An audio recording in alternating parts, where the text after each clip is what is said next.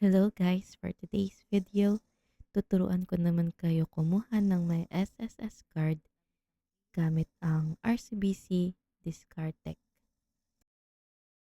First, mag-login lang sa SSS website. Pag nasa dashboard na kayo, click nyo yung services, then hanapin nyo yung my SSS card. Kung tama na yung details dito, click nyo lang yung proceed. Then basahin lang tong data sharing consent at i-acknowledge. Tapos may lalabas na face verification para malaman na hindi kayo robot. Gawin nyo lang 'to hanggang sa matapos at ma-verify kayo.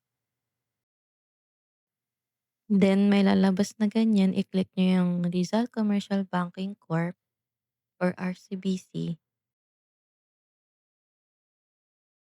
Tapos continue nyo lang and proceed. Basahin nyo lang ulit 'to, data sharing consent,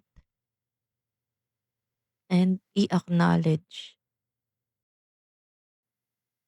Confirm and submit. Yan na yung transaction number nyo.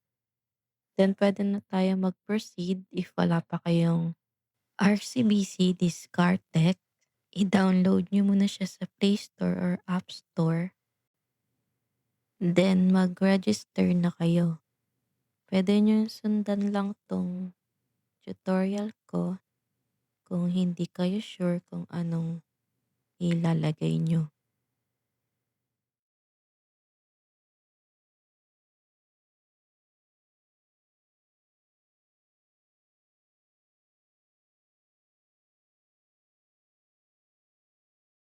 Then piliin nyo yung ID na meron kayo, click capture, then ayan, picturean nyo na yung ID nyo. Ito naman selfie ulit para i-verify kung tama yung person na nasa ID at yung magre-register. Then ipasa nyo lang.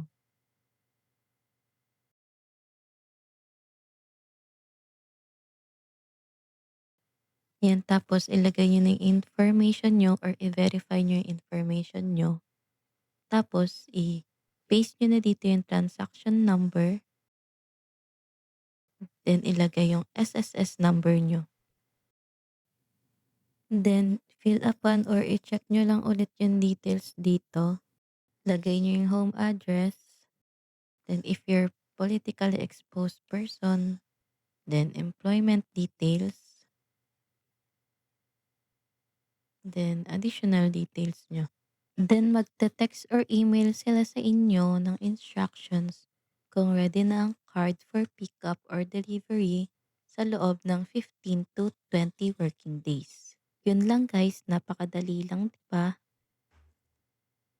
If nakatulong sa inyo yung video na 'to, please like and subscribe.